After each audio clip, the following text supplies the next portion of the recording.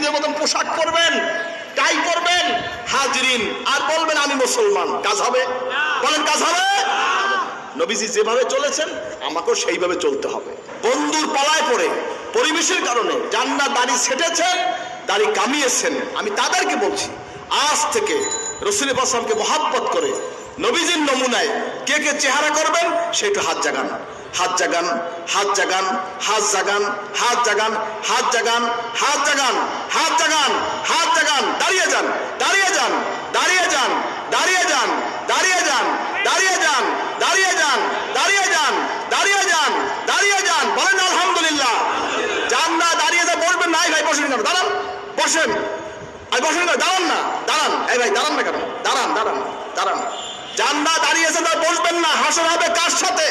আপনি মুখে বলেন আমি মুসলমান, আর দাড়ি কামাইবেন, বিধর্মীদের মতন পোশাক পরবেন, টাই পরবেন, হাজরিন, আর বলবেন আমি মুসলমান। কাজ হবে? বলেন কাজ হবে? নবীজি যেভাবে চলেছেন আমাকেও সেইভাবে চলতে হবে। সুন্নতের উপর আমল করবেন। কিসের আমল? বলেন কিসের আমল? সুন্নতের উপরে। মুখে বললে কাজ হবে না। দাড়ি রাখলাম না, টুপি দিলাম না, জামা গায়ে দিলাম না, আমি মুসলমান। কি কথা হবে? কি হবে?